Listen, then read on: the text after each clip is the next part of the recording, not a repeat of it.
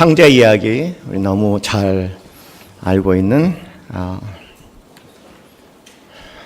이야기입니다. 뭔가 스스로 다 자랐다고 동백이를 걷고 싶어서 이른 나이에 자기의 재산을 요구하고 그 재산을 가지고 아버지 집을 떠나서 살아보지만 결과적으로는 생각하지 못했던 큰 불행에 빠지게 됩니다. 그리고 불행 속에서 자신의 진 모습을 깨닫고 그리고 아버지 품으로 돌아가는 매우 감격적인 이야기를 담고 있습니다. 이 말씀은 창세기 3장의 말씀하고 굉장히 깊이 연결되어 있는 말씀이라고 생각해요. 우리가 지난 2주 동안 창세기 3장 말씀을 계속 보았는데 인간이 스스로 큰 아들처럼 결정하고 그리고 불행을 자초하게 됩니다. 그리고 하나님께서 그를 구원할 계획을 세우시죠. 아마 이 창세기 3장하고 그리고 오늘 읽은 누가복음 15장의 이야기의 유사한 점과 차이점을 얘기한다면 유사한 점은 인간의 진 면목을 보여준다는 측면에서 유사한 부분이 있고 차이점을 보여준다면 창세기 3장은 하나의 대서사시적인 서막이라면 이 돌아온 탕자의 비유의 이야기는 클라이맥스, 종말에 해당하는 버전이다. 그렇게 저는 개인적으로 봅니다. 오늘은 조금 저희가 좀 다른 시도를 해볼게요. 어차피 이제 구역도 방학이니까 저도 좀 방학을 해야겠다는 생각에 설교를 하는 게 아니고 여러분에게 이제 동화책을 한 권 읽어드릴까 그런 생각을 합니다.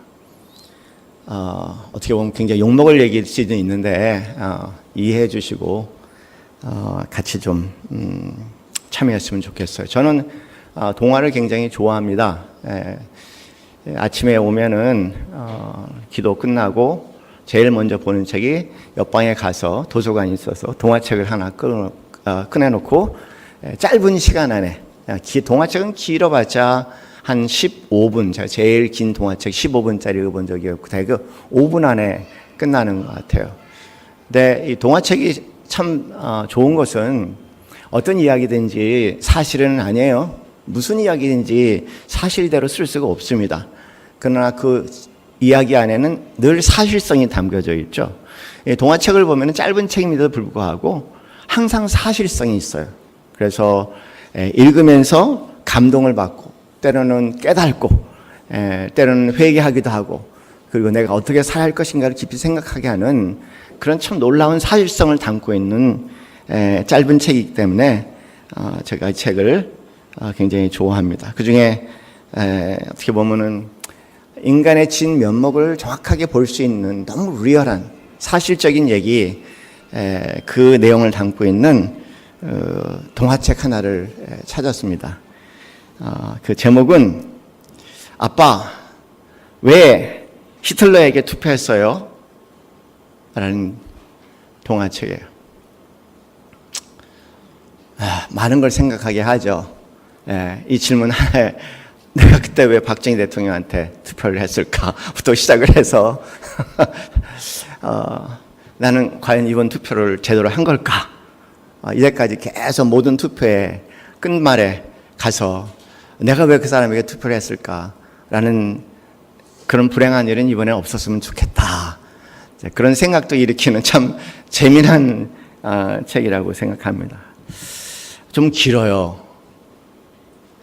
그래서 이제 여러분이 좋으셔도 제가 아무 말 하지 않겠습니다.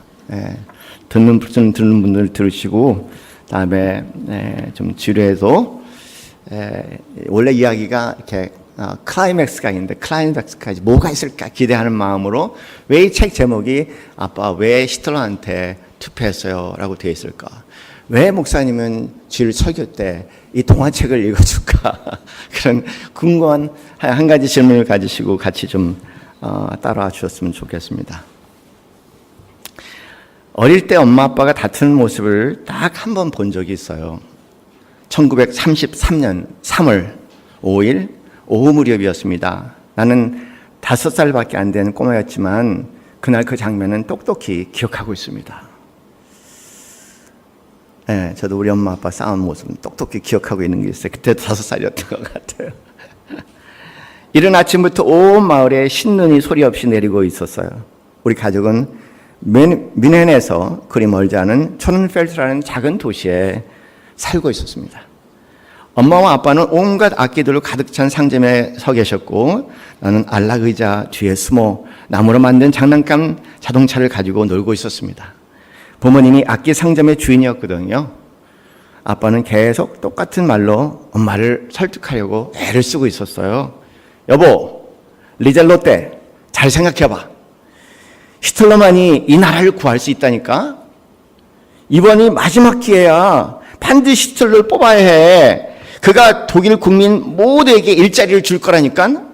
그래야 우리들이 조국을 자랑스러워할 수 있을 테고 말이지. 엄마가 아빠에게 큰 소리로 대답하는 걸 보고 나는 깜짝 놀라서 자리에서 벌떡 일어났습니다. 여보! 나는 내가 원하는 후보를 찍을 거예요. 당신한테 나처럼 하라고 강요하지 않을 테니까 당신도 나한테 아무 말 하지 말아요. 알았어요? 걱정이 되던 나는 엄마에게 달려가 풍선처럼 부푼 엄마의 배에 얼굴을 부비었습니다. 엄마 뱃속에 곧 동생이 나올 거라고 했거든요. 남동생일지 여동생일지는 모르겠지만 엄마는 가만히 미소 지으며 가냘픈 손가락으로 내 머리카락을 어루만져 줬습니다. 그러고 나서 우리는 옷을 깨끗하게 차려입고 투표를 하러 시청으로 천천히 걸어갔습니다. 마을 사람들이 차례로 한 사람씩 검은 장막 뒤로 가더니 투표용지를 봉투에 조심스럽게 넣었습니다. 그 다음 그 봉투를 투표함에 슬그머니 밀어넣는 거예요. 나는 가만히 그 모습을 바라봤습니다. 투표함 둘레에는 울프 시장님과 보좌관들이 서서 지켜보고 있었습니다. 엄마는 독일의 성인 남녀라면 모두 한날에 투표를 하는 거라고 설명해 줬습니다. 선거에서 뽑힌 국회의원들이 앞으로 다가올 몇 년간 나라의 법을 만드는 일을 하는 거라고 말해 주셨죠. 그날 저녁 먹고 난 뒤 아빠는 안락 의자에 파이프 담배를 물고 앉았습니다. 선거 결과를 발표하는 라디오 방송을 듣기 위해서였죠. 아빠의 얼굴 표정이 점점 행복해 보였습니다. 투표자 절반 이상이 아빠와 같은 선택을 했기 때문입니다. 아돌프 히틀러가 베를린에서 나치당의 승리를 선언하기 위해 마이크를 잡았을 때 아빠는 라디오 볼륨은 한껏 올렸습니다. 국민 여러분, 우리는 복종하는 국민을 원합니다. 그러니 복종하십시오. 우리는 강한 국민을 원합니다. 그 길은 결코 쉽지 않을 것입니다. 기꺼이 개인의 희생을 받아들여야 합니다. 오직 단한 복종만이 필요합니다. 그래야 우리는 비록 죽을지라도 우리 조국 독일을 영원할 것입니다. 독일 만세! 엄마는 아무 말도 하지 않았어요. 가만히 나를 내 방으로 데려다 줄 뿐이었습니다. 엄마는 고개를 숙여 내 이마에 입을 맞추고는 잘 자라 라고 속삭여 주었죠. 내 뺨 위로 눈물 한 방울이 뚝 떨어지는 걸 느낄 수 있었습니다. 1933년 4월 20일 아돌프 히틀러 총통의 생일이었습니다. 도시 전체에 하겐 크로이츠가 그려진 나치 깃발이 나부꼈습니다. 상인들은 자신의 상점에 작은 히틀러 조상을 진열했죠. 블루멘펠트 책방 아저씨까지 말해요. 이분은 유대인이거든요. 그날 나는 길가에서 혼자 놀고 있었는데 마르첼 공장에서 일하는 아저씨 한 분이 소세지 가게 앞에 멈춰 섰습니다. 그 아저씨는 손가락으로 히틀러 조각상을 가르치며 낄낄거리며 크게 소리쳤습니다. 아마 소세지 걸려있는 거기에 같이 걸려있는 이 히틀러의 초상을 보고 이분이 막 뭔가 보고 웃으면서 얘기한 겁니다. 저꼴 좀 봐. 소시지와 순대와 돼지 뒷다리 사이에 떡하니 버티고 있네. 이제야 자리를 찾았군. 그래. 호통트게 웃었습니다. 그런데 아저씨의 말이 채 끝나기 전에 어디선가 갈색의 나치 제복을 입은 병사들이 떼지어 오더니 아저씨에게 달려들었습니다. 그러더니 마구 주먹을 휘두르고 발길을 해대고 몽둥이로 사정없이 내리쳤습니다. 얼마 후 아저씨는 목에 나는 나쁜 독일인이다 라는 팻말을 걸고 사람들의 비웃음과 조롱을 받으며 초른펠트 대로를 걸어 올라가야만 했답니다. 한 달 전부터 내가 자주 놀러가던 강가 쪽에 어마어마하게 커다란 기계들이 잔뜩 들어서기 시작했어요. 사람들은 멀쩡한 나무를 마구 베고 땅을 깊게 파더니 그 안에 시멘트를 들어부었습니다. 독일을 관통하는 고속도로를 건설한다는 거예요. 수백 킬로미터가 넘는 고속도로가 될 거라고 했어요. 공사장에서 다하우 방향으로 좀 더 가까이 가다 보면 얼마 전에 지어진 커다란 막사 같은 걸 볼 수 있었어요. 서른펠트와 그 주변의 실업자들이 막사를 짓고 그 둘레에 철조망을 단단히 치고 있었던 겁니다. 엄마는 아빠에게 생각이 바르지 못한 사람들을 잡아두기 위해 지은 거라는 말을 들었다고 전합니다. 아빠는 아무 말 없이 어깨를 들썩이고 하늘을 쳐다보던 잠시 후 히틀러 총통이 실업자들에게 일자리를 주겠다고 약속했다니까. 그래서 저렇게 다들 열심히 일하고 있는데 당신은 뭔가 잘못되기를 바라는 사람처럼 얘기하는군. 엄마는 아무 대꾸 없이 점점 부풀어 오는 배를 조심스럽게 어루만졌습니다. 1933년 5월 10일 3월에 총선거가 끝난 지 2달 지나지 않은 날이었습니다. 갈색 제복 차림의 나치 병사들이 블루멘펠트 아저씨의 책방에 들이닥쳐 책을 마구 꺼내 바닥에 내동댕이 치는 거예요. 그리고는 서점 쇼윈도에 유대인들을 나타내는 노란 별을 큼지막하게 그렸습니다. 책방 주인 블루멘펠트 아저씨가 유대인이었거든요. 히틀러 연설에 의하면 독일이 불행해진 이유는 모두 유대인 때문이었다고 합니다. 갈색 제복의 나치 당원들은 자신과 반대파인 사람들의 집을 함부로 뒤져 온갖 책을 몰수해 갔어요. 그렇게 소설, 그림책, 백과사전들을 몽땅 한 자리에 쌓아놓고 날이 어두워지기를 기다렸다가 불을 지폈습니다.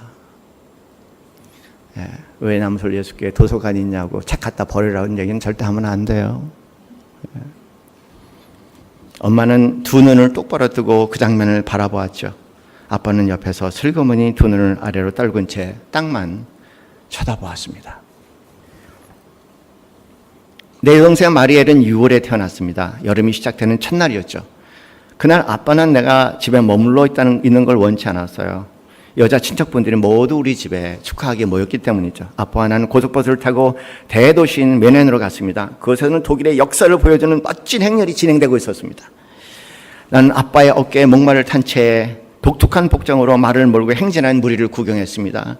그중엔 틸튼 기사단의 복장을 한 기사도 있었고 사냥개를 끌고 가는 사냥꾼도 있었고 숲의 정령, 요정, 빗자리에 올라탄 요술장이도 보였고 심지어 제1차 세계대전 참전 용사들이 보였는데 다들 하나같이 방독면을 쓰고 있었습니다.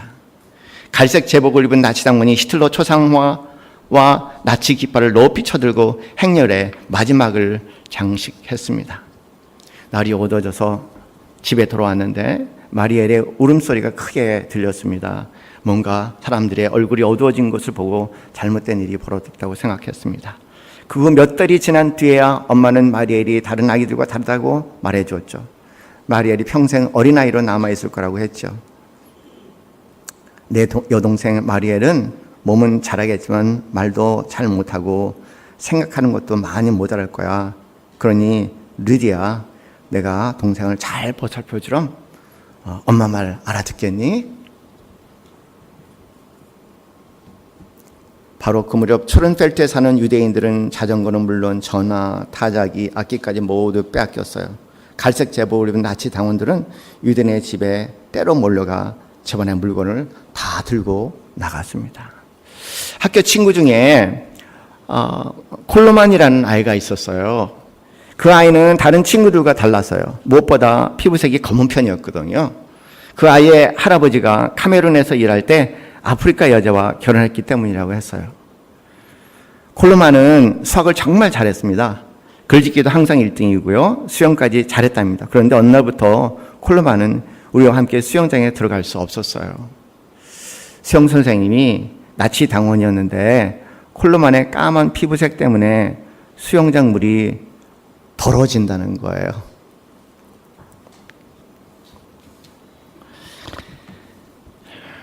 슬쩍슬쩍 오줌을 누는 자기 아들 헤르만이나 못 오게 하지.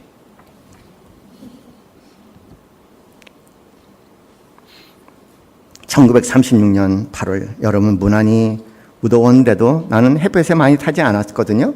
대부분의 시간을 어두운 영화관에 앉아서 베를린 올림픽에 대한 다큐 영화를 보며 지냈어요.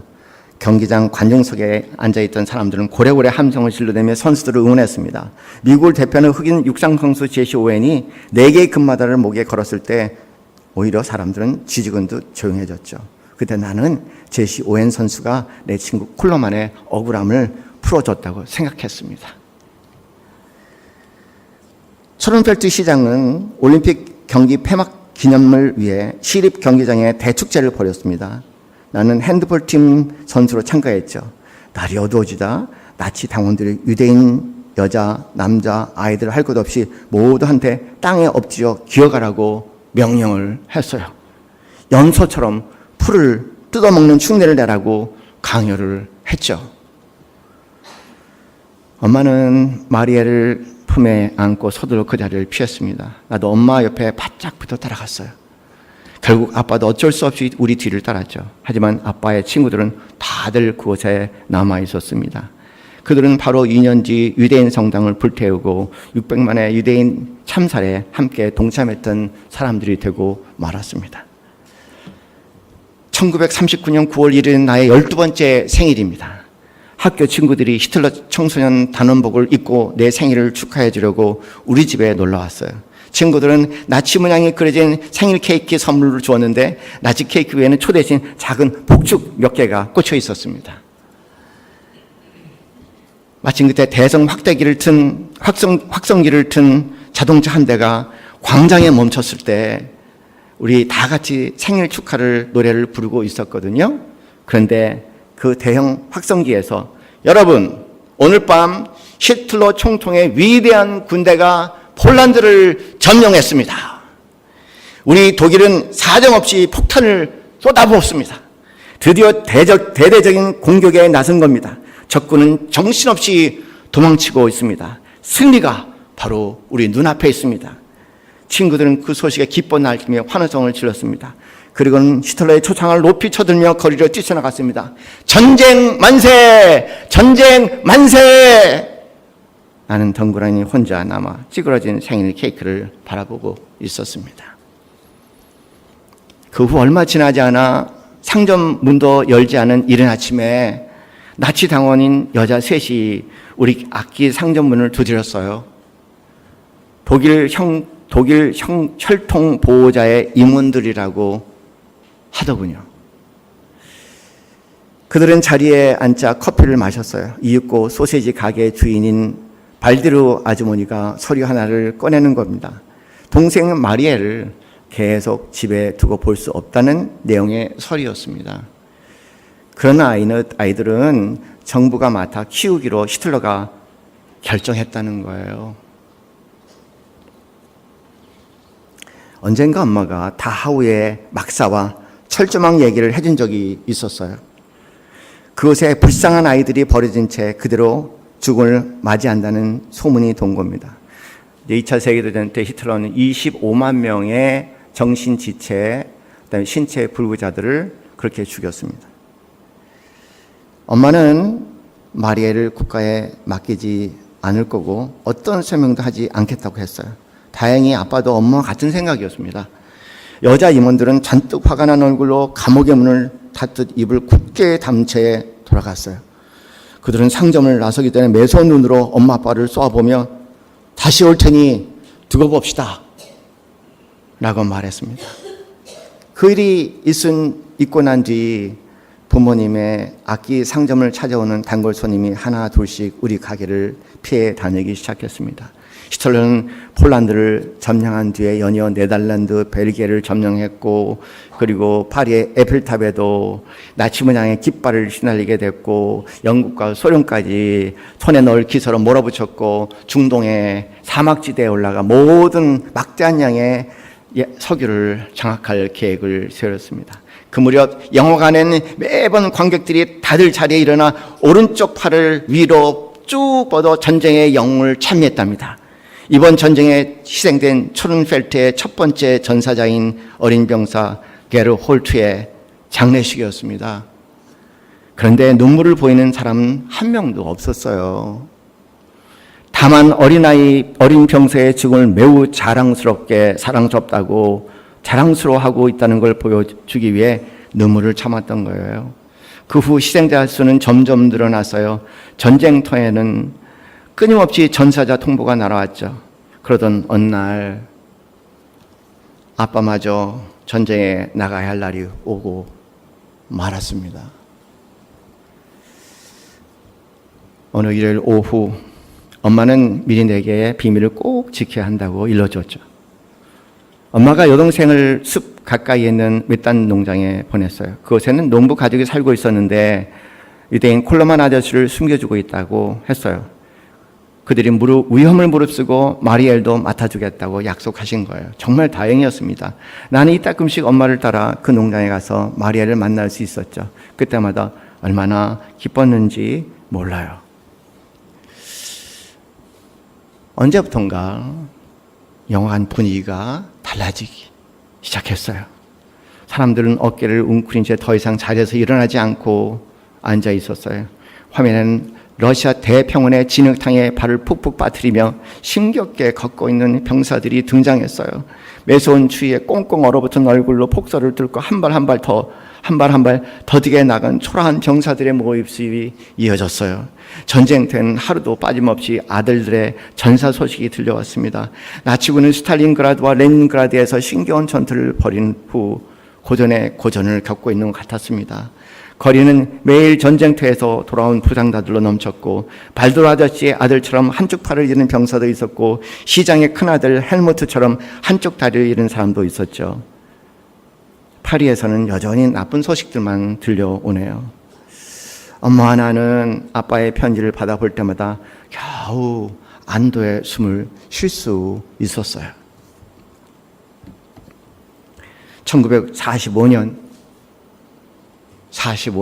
1945년 접어들자 매일 밤 수백 대의 영국군 전투기들이 우리 마을 위를 비행했습니다. 그리고 여러 폭격하는 장면들, 그걸로 인해서 여러 가지 어려움을 겪는 사람들, 그리고 마침내는 이 가족도 그 지역을 떠나 피난해야 되는 상황이 벌어졌죠. 주민들은 너도 나도 집을 버려두고 수백 명씩 무리지어 도망치기 시작했습니다. 마차, 짐수레, 자동차 등에 닥치는 대로 짐을 실은 피난 행렬이 이어졌어요. 우리 상점 쇼윈도도 산산이 부서졌답니다. 나는 엄마를 도와 깨지지 않는 악기를 지하실로 옮겼습니다. 그리고 나서는 우리는 마리엘이 숨어있는 농장으로 달려가 여동생을 데리고 무작정 피난을 떠났어요. 엄마와 나 그리고 여동생은 다하구 쪽으로 걸어가고 있었습니다. 숲을 막 빠져나오는데 독일 군복을 입지 않은 군인들이 느닷없이 우리의 행렬을 막았어요. 그들은 알아들을 수 없는 말로 우리 앞을 차단했습니다. 우리들 가운데 단 한 명도 그들의 말을 알아들을 수 있는 사람은 없었습니다. 나는 그 병사가 군복에 미국 국기가 달려있는 것을 알아보았죠. 미국 측의 흑인 통역관이 우리에게 다하우로 가는 길이 폐쇄되었다고 알려줬습니다. 그러면서 다하우 부근에 강제 성소를 발견했다고 했어요. 그야말로 지옥 같은 곳이었다고. 히틀러와 다른 생각을 갖고 있거나 히틀러가 건설해야 하는 독일의 이미지에 벗어나는 사람들, 그리고 유대인들, 상상할 수 없이 많은 사람들이 갇혀 노예처럼 살다가 죽었다는 겁니다. 마지막으로 우리에게 뮌헨으로 가는 길을 알려주며 말했어요. 뮌헨은 이제 완전히 해방되었어요. 그러니 서둘러 그 폐허 도시로 가세요. 도시를 재건하려면 튼튼한 두 팔을 가진 시민 여러분의 힘이 필요할 테니까 말이에요. 아이고 할렐루야. 아직도 조시는 분이 없으신 것 같아요. 웬 기적입니까? 웬 은혜입니까? 그 후에 얼마 지나지 않아 아빠는 포로 수용소에서 풀려나 집으로 돌아올 수 있었습니다. 엄마, 아빠, 내 동생 그리고 나 이렇게 우리 네 가족은 지난 폭격에 파괴된 성당 가까이에서 겨우 살만한 집 하나를 구해 살기 시작했어요. 벌써 몇 달째 날마다 길게 줄을 서 마실 물 조금, 감자, 빵을 배고파 지내고 있답니다. 엄마와 아빠는 거리를 돌아다니며 깨진 벽돌을 주워서 깨끗이 손질한 뒤 조금씩 집을 수리하기 시작했어요. 다 함께 마을을 재건하기 위해 노력하고 있죠. 오늘 아침 폐허 더미 속에서 히틀러의 초상화 하나를 찾아냈어요. 나는 먼지를 털어낸 다음 초상화를 물끄러미 바라보았습니다. 유령의 도시로 변해버린 뮌헨의 거리. 얼마 전만 해도 바로 이곳에서 나치군들이 힘차게 행진을 하던 장면이 떠올랐습니다. 나는 아빠에게 다가가 물었어요. 아빠, 왜 히틀러에게 투표했어? 요거 하나 우리가 들으려고 그렇게 길게.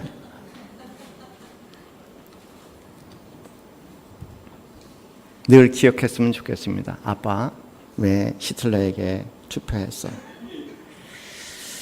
참 좋은 사람 같아요. 왜 아빠가? 그런데 독일이 경제적으로 어려울 때 독일의 경제적인 부분을 해결해 줄 수 있다고 공약하고, 그리고 독일의 명예를 회복시켜 줄 수 있다고 얘기하는 그 말에 그 착하고 선한 사람이 투표한 거 아니겠습니까? 그러나 그 결과는 죽었다 깨어나도 상상하지 못한 결과를 가져오는 그 역사적 사건에 투표를 했다는 겁니다. 제가 이 긴 이야기를 말씀드리는 이유는 이것이 인간이라는 겁니다. 그 말씀 꼭 전하고 싶어요.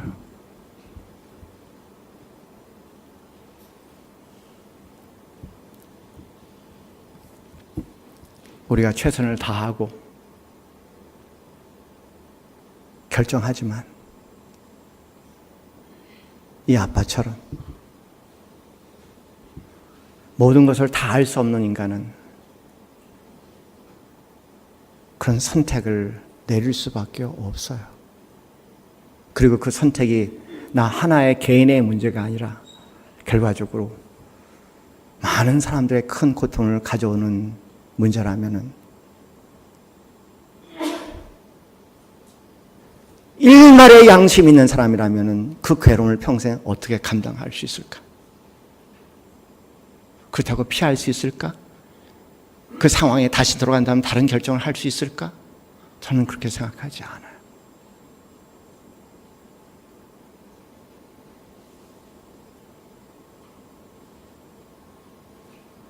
우리의 얘기잖아요. 그때 왜 내가 그렇게 결정을 했을까? 한번 생각해 보세요.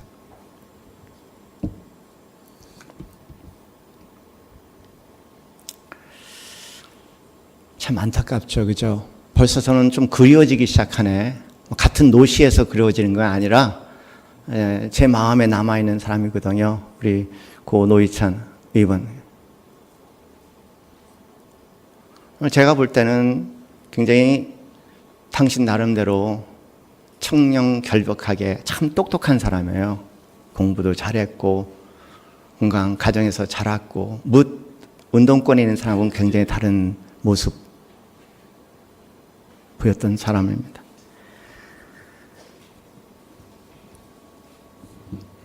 상대적으로 말할 수밖에 없지만 비교적 굉장히 깨끗한 사람이고, 한 정치인이 가고 난 후에 그렇게 유명한 사람도 아닌데 그 많은 사람들이 마음을 함께하는 이유는 아마 그가 아픔과 고통 가운데 있는 사람들과 함께 있던 사람이라는 분명한 기억 때문이 아닌가 하는 생각이 듭니다.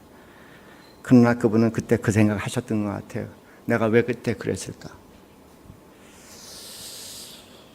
그 4, 5천만의 돈이 왔을 때 저는 개인적으로 이분의 인격을 생각해 볼 때 이런 상상을 하는 거죠. 결코 사적인 돈으로 쓰지 않았다는 생각은 있어요. 그건 확실합니다, 제가. 그런데 분명히 정치 자금으로 썼거나 그렇지 않으면 아마 누구에게, 어려운 누구에게 아마 정치 자금으로 내줄 수도 있다고 생각해요. 근데 아무런 문제가 없는 돈이었는데 그때 왜 그랬을까? 그거를 등록을 할 걸. 그게 너무 가슴에 아픔으로 다가왔던 것 같아요. 내가 왜 그랬을까, 그때? 내가 왜 그때 그랬을까? 평생을 살아오면서 이 하나의 오점, 그리고 이로 인해서 이 정치판의 흙탕물에 만신창이가 될 자신의 모습을 생각해 볼 때 견딜 수 없었던 것 같아요.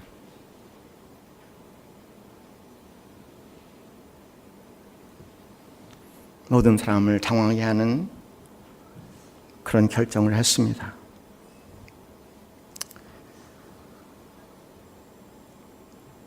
제 마음에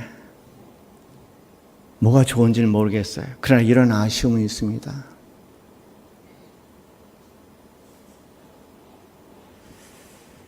알고 보니까 나도 인간이네요.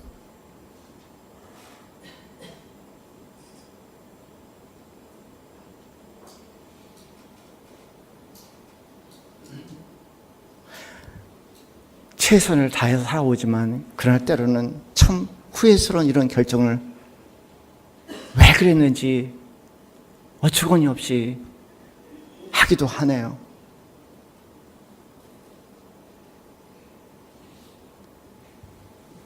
그런 시나리오를 써보는 거죠. 사랑하는 성도님들, 우리의 자신의 수많은 결정들, 매 순간순간의 생각들을 돌아볼 때 정말 하나님께서 우리에게 주시는 양심을 가지고 돌아본다면 최선의 결정임에도 불구하고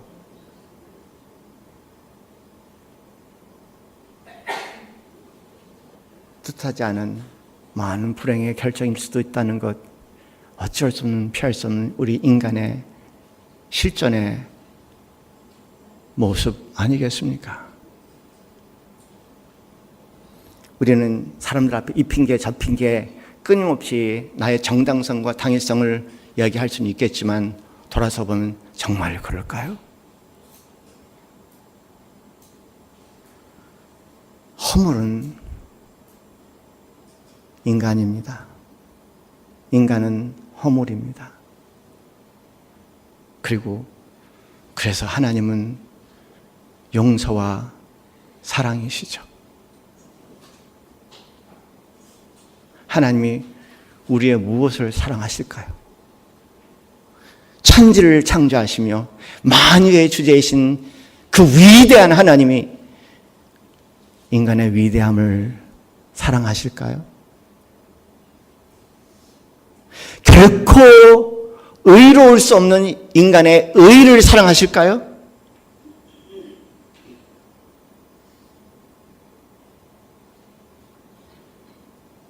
온 세상을 소유하시고 온 세상을 만드는 기적을 이루신 하나님이 인간의 무슨 소유를, 인간의 무슨 성취를 위대하다고 얘기하실까요?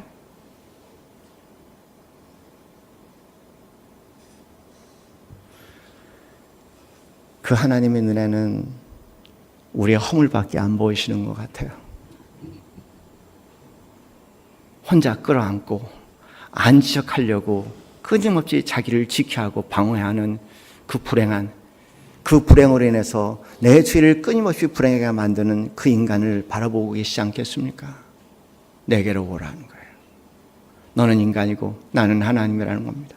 너는 허물이고 나는 하나님이라는 것입니다. 내게로 오라고 얘기하십니다. 내게로 오라. 깨달았냐? 내게로 오라. 내 실체의 모습을 봤냐? 내게로 오라. 사랑하는 성도님들, 그것이 창세기 3장의 내용이고 그것이 돌아온 탕자의 이야기입니다. 나는 너무 부러워, 탕자가. 왜 부러우냐면은 나도 똑같이 잘못했지만 탕자처럼 처절하게 깨달지는 못한 것이 부러워요. 나도 탕자처럼 이렇게 깨달을 수만 있다면 하나님하고 나의 또 다른 관계가 될 텐데, 어설프게 어정쩡하게 깨닫는 나의 죄성이 결과적으로 하나님의 용서와 사랑도 제대로 품지 못하고 살아가는구나.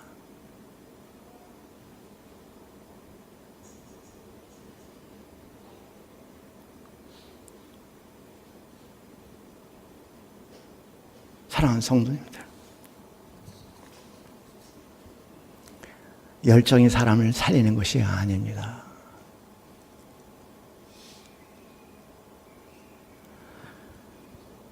연민이 사람을 살리는 거죠.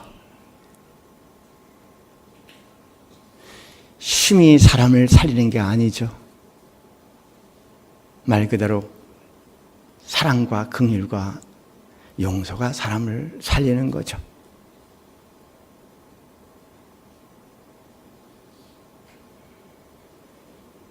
하나님은 당신이 가지고 있는 천지창조의 그 모든 열정을 연민으로 바꾸셔서 예수님을 십자가에 세우셨지 않습니까?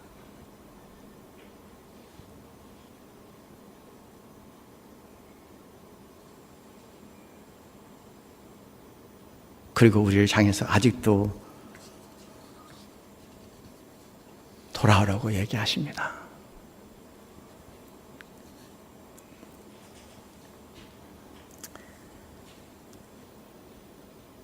우리 그리스도인의 축복은 위대함에 있는 것이 아니라 나의 허물이 그분 안에 사랑에 들어갈 때 있는 거 아니겠습니까?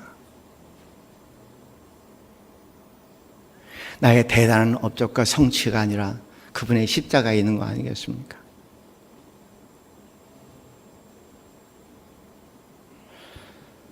그 안에 매일 들어가 매일 안겨서 사시는 우리 사랑하시는 성도님들 되시기를 바랍니다.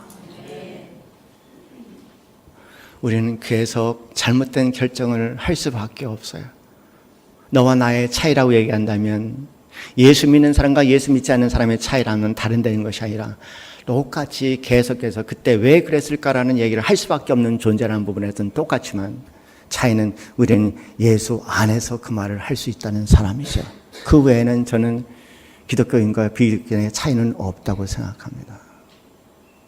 그리고 나날에 그래서 세월 지나가면 지나갈수록 내 안에 예수 그리스도의 그 나를 향한 십자가의 보혈의 공로, 그게 얼마나 복되고 아름다운 건가를 찬양하고 사람들의 부족하고 허물된 모습을 바라보면서 정죄하지 않고 오히려 연민의 마음을 가지고 주님께서 내 삶에 다가오신 것처럼 그들의 삶에 다가가는 것, 그것이 주님께서 우리를 부르신 부르심 아닙니까? 너무 좋은 시가 하나 있어요. 우리가 어떻게 살아야 할 건가. 이 시 하나로 마무리합니다.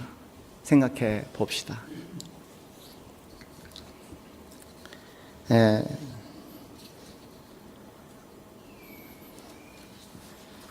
이름이 제목은 다짐이라는 제목이고요.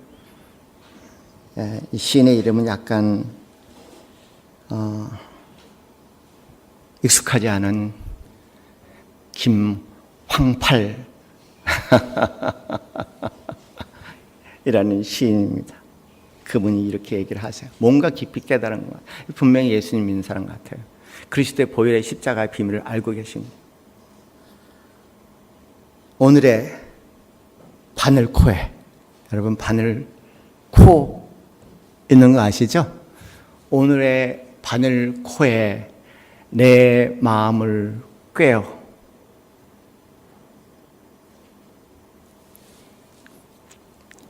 겸손한 자세로 그날까지 한 땀 한 땀 내 이웃의 아픔을 깁고 싶어. 바느질 하신 분들은 아실 겁니다. 나는 이 장면을 떠오를 때 제 찢어진 바지에 헝겊을 대고 꼬매시던 그 어머님, 내 부끄러움을 감춰주셨던 그 어머니 모습이 떠오르더라고요. 한 땀 한 땀 내 이웃의 아픔을 기쁘고 싶어. 자신의 아픔을 소유한 자에게, 한 인간에게 할 수 있는 더 이상 아름다운 고백은 없는 것 같아요. 그런 우리 남서울 예수교회 성도님들 되시기를 주님의 이름으로 축원합니다. 기도하겠습니다.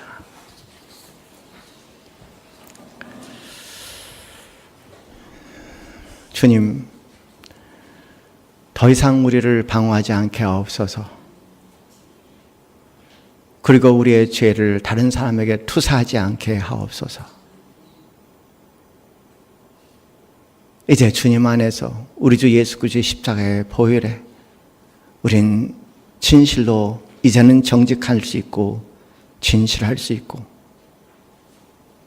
나의 부끄러움을 다른 음으로 돌리지 아니하고 내 부끄러움으로 소유하되 오히려 그것이 우리 주 예수 그리스도의 십자가의 보혈의 은혜 가운데 하나님의 사랑의 꽃으로 피게 하여 주시옵소서. 내 안의 한계성에 어쩔 수 없는 나의 죄성에 오히려 우리 주 예수 그리스도의 십자가가 더욱더 생명되게 하시고 그 십자가의 은혜가 모든 사람들에게 생명을 나는 은밀하고 비밀스러운 되게 하여 주시옵소서. 하나님의 모든 열정이 우리의 연민으로 다가오신 것처럼 내가 이제까지 가졌던 모든 열정이 연민으로 변화하게 하셔서 새 사람으로 하나님같이 새 사람으로 만드는 당신의 아름다운 일에 함께하게 하옵소서. 이제는 우리 주 예수 그리스도의 그 크신 은혜와 하나님 아버지의 지극하신 사랑과 성령님의 교통교감하심이 나의 죄성 가운데, 나의 눈물 가운데 하나님의 말할 수 없는 사랑의 환희의 춤을 추고 싶어하는 이 자리에는 모든 성도님들 머리 위에 지금부터 영원까지 함께 있기를 축원하옵나이다. 아멘.